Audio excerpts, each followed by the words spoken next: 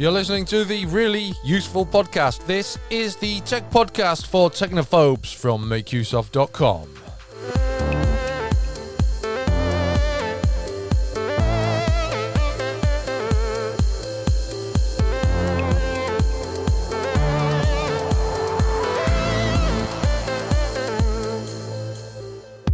Hello, I'm Christian Corley. This week's Really Useful Podcast is an episode which is more or less devoted to the Raspberry Pi. We've got a collection of tips and tricks for Raspberry Pi beginners, Raspberry Pi experts, a look at the Raspberry Pi 5 and what it may entail and consist of, and just general Raspberry Pi talk.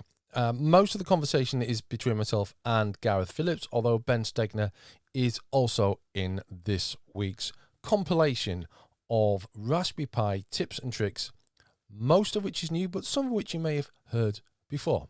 Let's kick it off.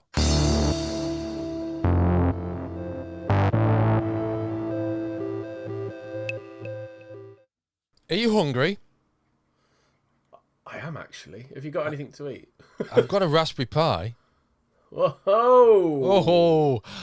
Yeah, so do you know, I spent the weekend, I'm reviewing something called the, it's got a beautiful name, the Pion Man. It's it's a case for the Raspberry Pi, and there's been a couple of little quirky issues with it, which I'm trying to work through with the people who sent it, and it got me thinking about all the various uses for a Raspberry Pi, and I thought, well, what better way to have a little chat about the Raspberry Pi than to go through some of these uses, and then maybe we'll have a little chat about them after. So if you've got a Raspberry Pi computer, and there's millions of them have been sold, they're ridiculously popular. I'm sitting on a desk at the moment with at least one Raspberry Pi on it. Hang on, let me open the drawer.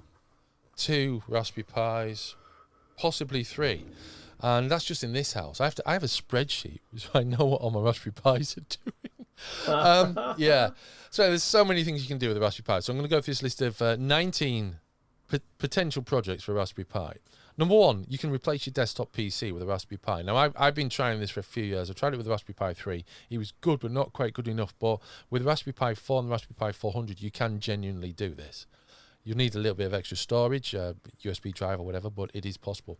You can use a Raspberry Pi for printing. If you've got an old printer that doesn't have wireless functionality, but it's a printer that you like using, maybe you've stocked up on ink and you don't want to throw the ink out or whatever, you can connect a Raspberry Pi to it over USB and make it wireless and add it, and then connect to it wirelessly and print as you would with a more modern device. You can set up Kodi, build a home media center, or a home theater PC or whatever, with a Raspberry Pi.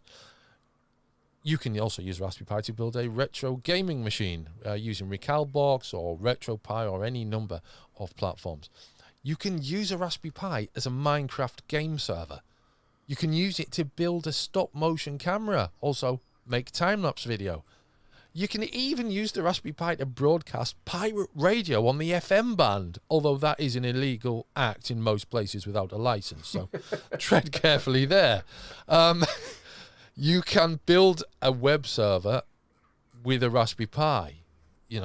Install the server software on the Pi. You have got it's there. You don't have to pay for hosting. If you have a very modest website or blog, you use the Raspberry Pi.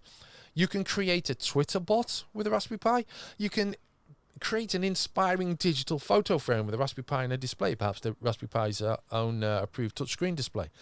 You can photograph the night sky with a Raspberry Pi and the No IR camera module.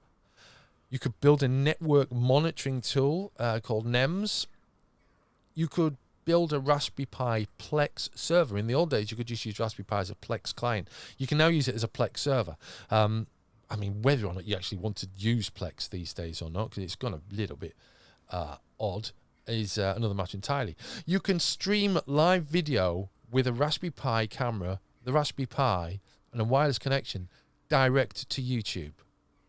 You may want a microphone with that as well, though. One of the basic purposes of the Raspberry Pi was to teach kids how to code. You can do that. It comes with Scratch pre-installed. You can stream PC games to a Raspberry Pi. So if you've got like a smart TV, but it doesn't have a Steam app, as increasingly they do, you can install the Steam app on a Raspberry Pi and stream it that way. Or there's other tools such as Parsec if your games aren't on Steam. You can use it to build a touchscreen smart mirror. You can even just install games on the Raspberry Pi itself. And there are so many other things you can do. You could build a robot, you could build a drone, you could, I don't know, manage your train set with a Raspberry Pi. There's so many things you can do with it, Gavin. The one I've always wanted to do, which I've never done, I've done various things with Raspberry Pis, but the smart mirror one has always been like, it just looks so cool. Because, you know, a mirror is something everyone has in their house, isn't it? You check it before you go out, you know, you do your hair, all that sort of stuff.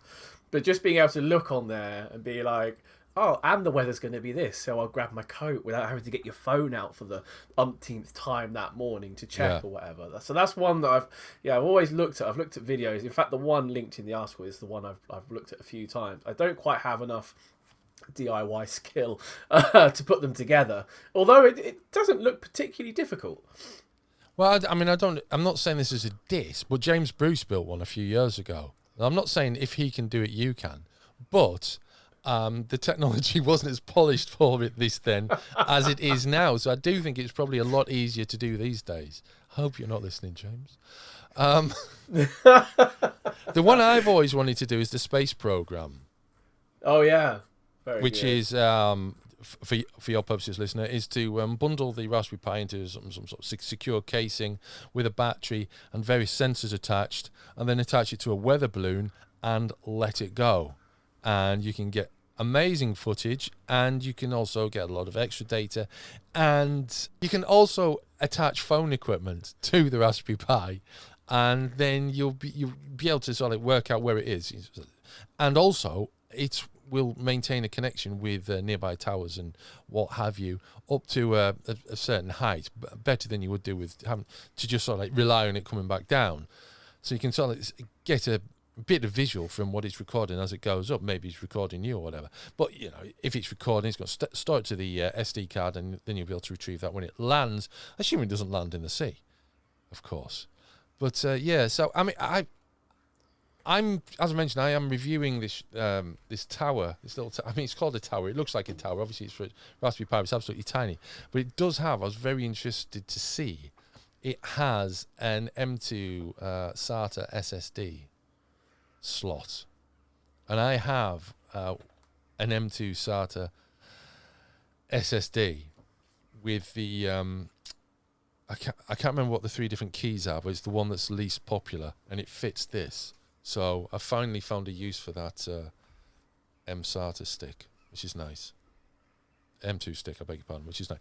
So eventually I'm hoping I'll be able to boot the Raspberry Pi directly from that, and then be even faster than it is to start with. We're going to stick with the Raspberry Pi because, as I've obviously mentioned, various hosting things in that.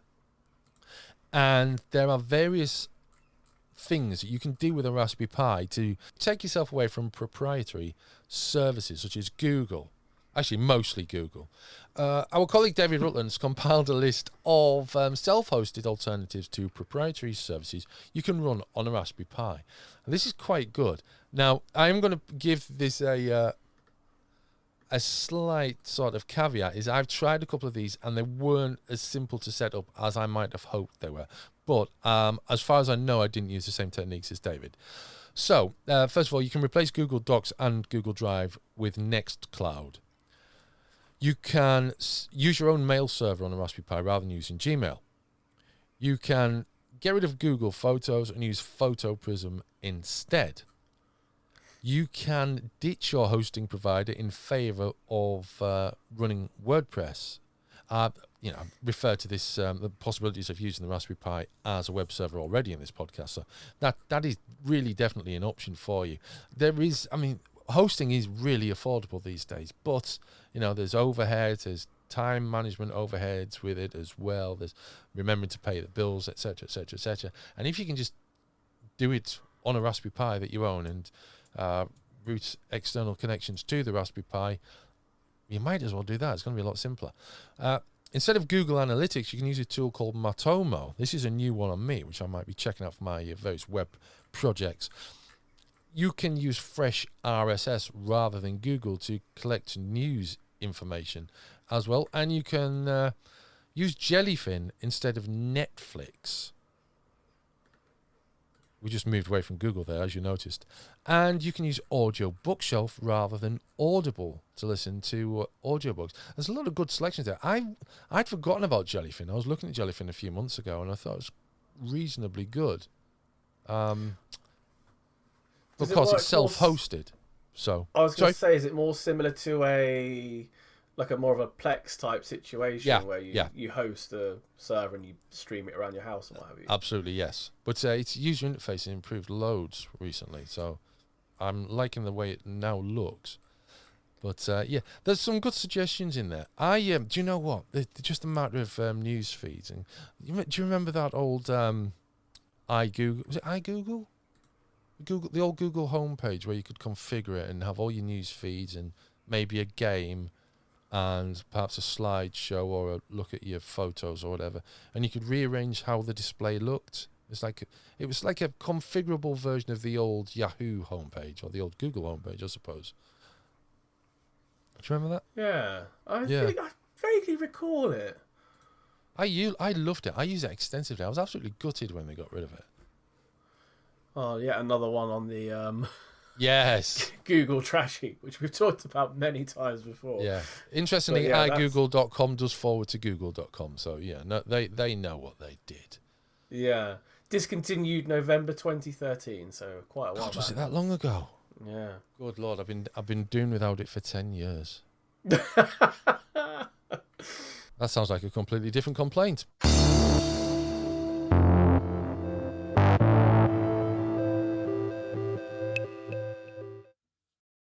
The Raspberry Pi 5 is expected. It would be the follow-up device to the Raspberry Pi 4. The Raspberry Pi itself launched back in 2012, and over the years there have been various new versions. The Raspberry Pi, a lot of people seem to be gearing up for a Raspberry Pi 5, but really there probably isn't going to be one in 2023 at all. No one knows any details about it, apart from the fact that there will probably be a Raspberry Pi 5 at some point. But a recent interview with the Raspberry Pi's head honcho, Eben Upton, stated that 2023 is a recovery year and that we should not expect a Pi 5 in 2023. Now, if you don't know, the Raspberry Pi is a small credit card-sized computer. I'm holding one in my hand right now, which is capable of running the Linux operating system. Indeed, the Raspberry Pi 4, which is the exact model I'm holding right now, can also run a version of Windows.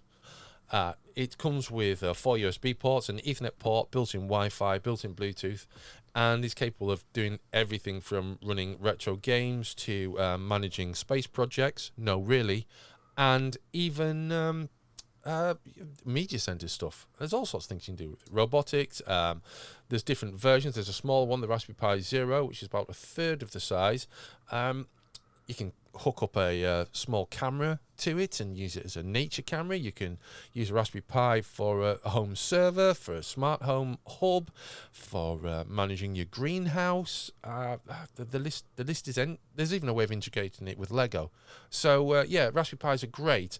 Now, over the past few years, with lockdowns and supply chain issues, Raspberry Pi availability has been a bit of a problem. The Raspberry Pi 4 is currently retailing at over $100, which, given it was released at about $60 or $70, depending on the version, there's obviously a bit of a markup there, and availability has reduced as well to match that price.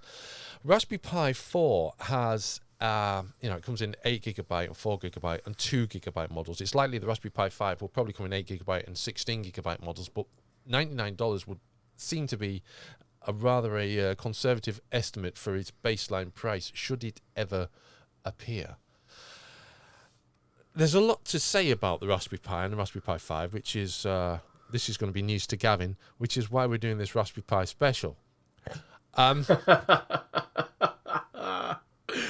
I am really surprised, though, Christian, that there is talk of a Raspberry Pi 5 now, given the ongoing supply chain issues that have been plaguing I mean, not just Raspberry Pi. It's the whole issue with computer chips in general, isn't it? And it's been affecting graphics cards, like electric cars especially. God, they've been really struggling. But it seems to me that until those supply chain issues are resolved, producing a new Raspberry Pi that's probably going to cost... Well, in my mind, it's going to have to cost significantly more than the previous version. I agree. It seems a bit odd to me. It is strange. I guess, I mean, they've said, Eben Upton has said that 2023 is a recovery year. So I can't see it happening before 2024. The problem with that is, as I state in the article, and of course everything we mentioned in the show is linked in the show notes to the relevant material. He has said that 2023 is a recovery year, but they always drop them with very little warning anyway. For instance, the Raspberry Pi 2.0W came out in 2020, I think? No, 2021. No one was expecting it at all. It came out basically in the middle of a lockdown. And, there it was, available to use with built-in Wi-Fi. It's basically a Raspberry Pi 3. Only stripped down without all the USB ports and everything, apart from micro USB. And it was, it came without warning. Previous versions, Raspberry Pi, it's either the B Plus or the 2, also came with very little warning unless you were on the inside.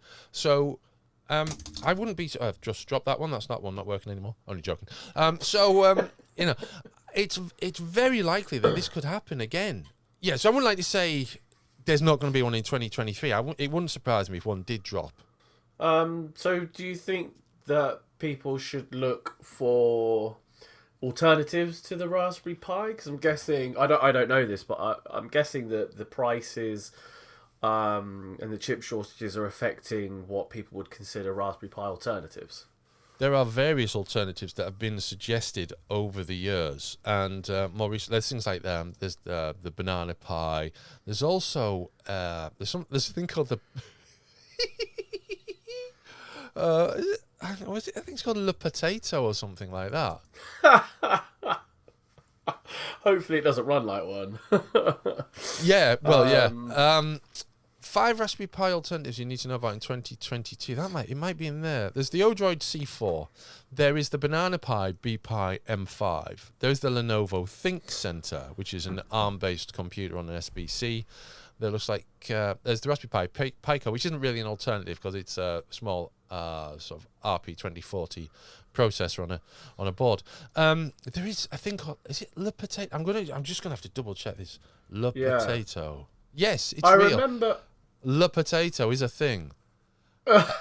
It's from Libre Computer, and it's genuinely called Le Potato. The AML-S905X-CC with... He's called Le Potato. I love it. And it does a lot of the stuff that a Raspberry Pi will do, but it also has a few features the Raspberry Pi doesn't have, such as an eMMC connector, which I think will be a feature of... I'll be very surprised if it's not a feature of future Raspberry Pi models. But yeah, Le Potato is a strong alternative. It's open source as well, so it's very much a popular option with certain groups. Very good. I think if there are alternatives, then people can still use them for the most of the projects that you would traditionally consider a Raspberry Pi to be part of.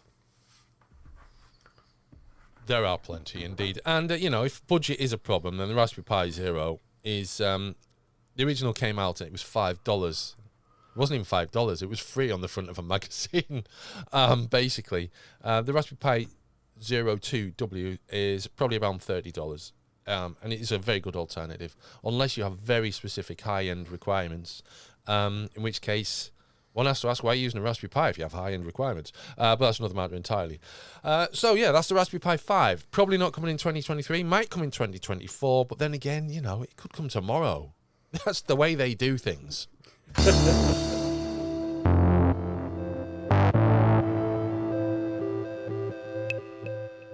Ben, what did you do at the weekend? Oh, well, this past weekend, I actually went camping with my family, as I mentioned, with the fall weather. It was a nice time. We were away from Monday was Columbus Day, so we were away from Sunday to Monday. And yeah, it was nice. We had perfect weather and had a nice time. Yeah. We used to go camping years ago when I was a kid and a teenager. We went camping with a tent, which is fun, but comes with its own issues. So last year and this year, we went to a state park with a cabin area, so it's really nice to have the cabin because you can enjoy a fire at night and cook food that way, but then you have a fridge and beds inside, so it's a nice time. Oh, sounds nice.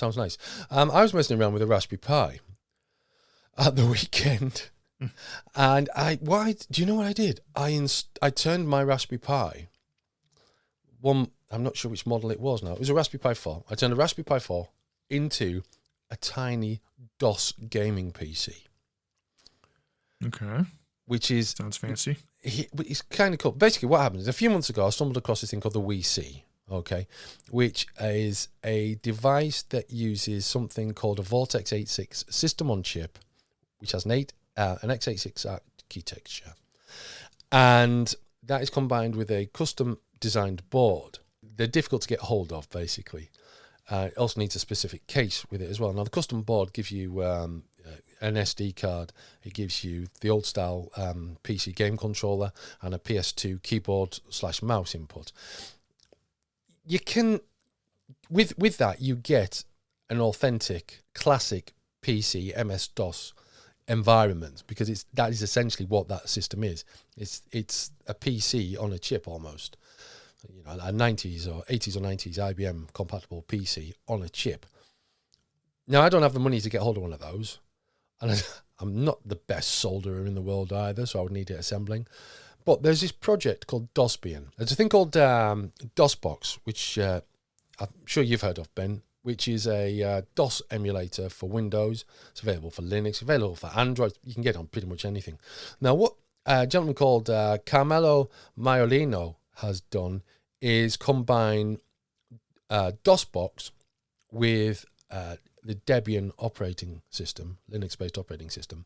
So basically, it's minimal Debian, and you install it, and it boots up directly into a version of DOSBox. He's called it Dospian, but it basically means that you can turn your Raspberry Pi into like a tiny DOS PC. So you can play all these classic games. So that's what I did.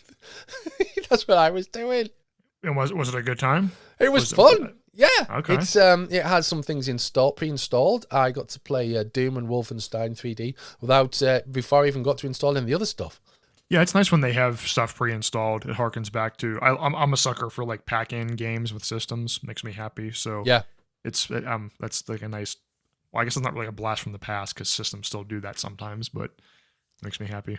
I think the most important thing about this is, I mean, the fact that it included games isn't unusual with any project that attempts to relive a classic gaming environment. The Recalbox, RetroPie, all those things, Lacquer, Batocera, they all have games pre-installed. Often it's Doom. But what I noticed about this Dospian is that it was so easy to do. I was seriously... it took about 10 minutes at the most from the point where I put the SD card in my PC and started downloading the image to the point where I was booting it up and into this DOS environment. And, there's a hell of a lot of great games from the old days. They're not to the same graphical standard as nowadays. Strategy games in particular, I think have stood the test of time more than some FPSs. But then again, I mean, who doesn't want to play Doom? Yeah, I was going to say, I was looking at the guide here, and it does seem pretty straightforward, even though I haven't really had too much experience with this. It looks faster than when I got a Raspberry Pi years ago. The only thing I really set it up for was as like a Super Nintendo emulator. So I put a bunch of ROMs I had on it, and I think that took me longer than this guide seems to be. But that was also because I'm new to it, so I'm sure it'd be faster if I was more experienced. So that's what I did at the weekend anyway. Anyone can do this. It's free to do. So if you've got a Raspberry Pi, I'm pretty sure there is a version of this which will run on pretty much any Raspberry Pi. It will run on the Raspberry Pi 1, the Raspberry Pi 0, the Raspberry Pi 2B, the Raspberry Pi 3B, 3B Plus, the 3A Plus, the 4B, and the Raspberry Pi 400. So pretty much any Raspberry Pi that you can get your hands on, you can run Dospian on it. We will conclude our tips and tricks with a look at Raspberry Pi projects for beginners. If you don't know what a Raspberry Pi project is, or if you don't know what a Raspberry Pi computer is, I should say, it's been around for around 10 years now. It's a compact credit card sized computer that you can do lots of things with, from building a media center to running your own space program. I jest not. There are many projects that you can use to get started with the Raspberry Pi. It also doubles as a standard computer as well. You could, if any of you work from home and you dial in to Citrix or any other sort of virtualization system like that, the Raspberry Pi can handle that. Certainly the Raspberry Pi 4 models, at least. It is an incredibly versatile little device. And it does a lot more besides. If you're just getting hold of one and you wanted to play around with some of its non-computing features, I've compiled a list of 10 things that you could do. The first thing, you could add a button to the Raspberry Pi, because incredibly, even now, 10 years later, the standard Raspberry Pi does not come with a power button. You could just yank the cable out? You can just yank the cable out, although because it has a micro SD card, it's safer to just type a command to shut down, okay. So it does it safely. Otherwise, you end up corrupting your data. You can control LED lights with the Raspberry Pi. You can build a Pi-powered motion sensor and alarm. Now, you could use that in anger, as it were, as your own security system, or you could just use it as an appreciation of how such systems work. You can add any type of button to the Raspberry Pi. It doesn't have to be a power button. It could just be a button that just does something. It has a collection of pins, an array of 40 pins called GPIO that controls all manner of things. And you can even use a Raspberry Pi to make your old non-wireless printer wireless.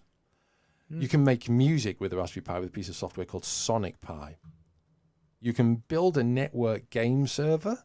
You can host Minecraft games. You can host Quake games and many other types of games besides. With the Raspberry Pi 4 and the Raspberry Pi 400, which is basically a Raspberry Pi 4 inside a keyboard, you can connect dual 4K monitors. You can use a Raspberry Pi to build a cryptocurrency price ticker. In fact, it doesn't have to be cryptocurrency price ticker. It could be any currency price ticker, any kind of news ticker as well, if you've got a suitable feed. And you can even give your Raspberry Pi its own display rather than plug it into HDMI, using just an Android tablet, using virtual remote software, VNC software. So yeah, I mean, those are all basic things you can do with the Raspberry Pi. There's far more advanced things that you can do as well.